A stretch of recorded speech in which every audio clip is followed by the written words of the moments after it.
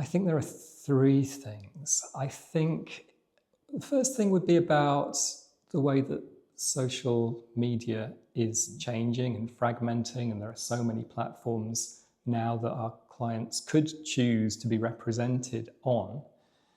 I think now it's more important than ever to recognize that these are different platforms with different audiences. You don't have to be on every one of them.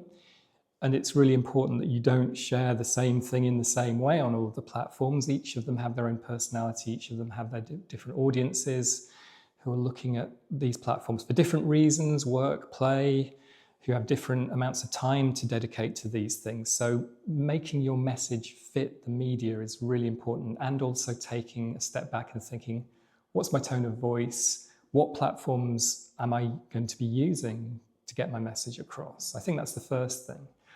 The second thing would be about digital privacy and the way that the landscape's changing so quickly around cookies, around privacy law, and around the ways that we collect and process information, and also the way we communicate that to our users, because that's something that makes our organizations reputable and trustworthy. So that's something I would really encourage clients to think about more in the next year.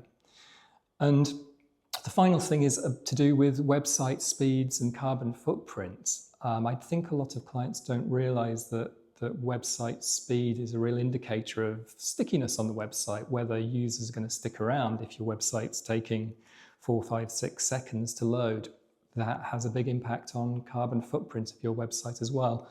Most of our clients have policies around carbon and emissions, so websites are not carbon neutral. They're something that need to be optimized and looked at to make sure your website is as green and lean as possible. The way that I would add to that is to just be thinking about the people within your organizations.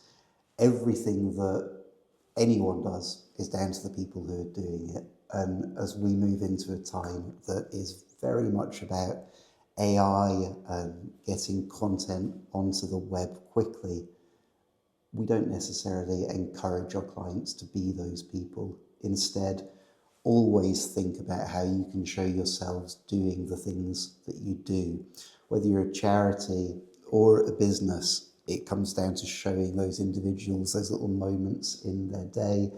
It's all about human connection. And I think that's what's going to help separate people in 2026, separate organizations from each other. There'll be those that simply dive in and try and automate everything, and that's likely to have quite mixed results. There'll be others that really take the time to showcase the human beings that are behind everything that happens, the victories and the challenges, and they're going to shine by telling their story truly.